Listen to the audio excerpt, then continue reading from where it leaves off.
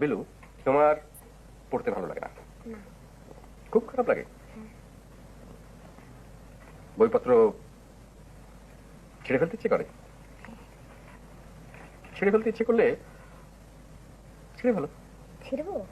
যদি সত্যি সত্যি ছিঁড়তে ইচ্ছে করে তাহলে ছেড়ে ফেলাই ভালো।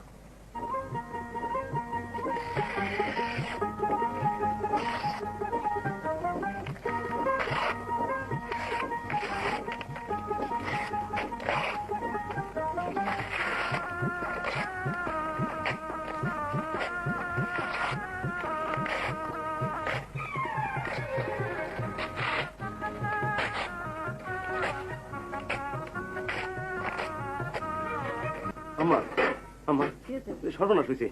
ওই বিলু আবার সমানে বই খাতা ছিটতেছে আর মাস্টার মজা পায় আসতেছে। কি বললি? আমার এই লোকটা মনে হয় পাগল। মাস্টারকে বসার ঘরে আসতে বল, বের করছিল পাগলা। মাস্টার ওখানে নয়, এদিকে বসো। বিলু নাকি ওর বই খাতা সব ছিঁড়ছে? হ্যাঁ, কুটি কুটি করে ছিঁড়ে ফেললো। কেন? আমি ছিঁড়তে বললাম, ওর সাহসে কুলো ছিল না, আমি সাহস দিলাম। ও গড, কেন? তুমি চুপ করে থাকো, কথা বলো না, যা বলার আমি বলছি। না কিন্তু বই খাতা ছিঁড়ছে কেন? হোয়াই? চুপ করো। হ্যাঁ মাস্টার, কাজটা তুমি কেন করলে? আমি কাজটা ভেবে চিন্তেই করেছি। আমি লক্ষ্য করে দেখলাম যে পাঠ্য বইয়ের প্রতি বিলুর তীব্র ঘৃণা জন্মে গেছে। হ্যাঁ, তীব্র ঘৃণা জন্মে। ও বইপত্র কুটি কুটি করে ছিঁড়ে ফেলতে চাইছে। আমি ওর ইচ্ছাটাকে সম্মান দিলাম, বই ছিঁড়তে দিলাম। এতে হলোটা কি জানেন?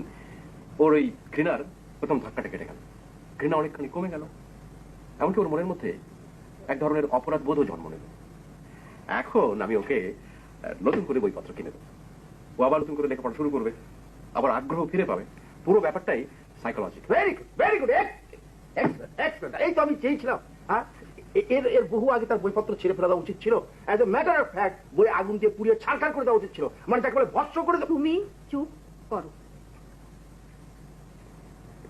মাস্টার, তোমাকে সাইকোলজির খেলা দেখাবার জন্য রাখা হয়নি, বিলুকে পড়া দেখাবার জন্য রাখা হয়েছে।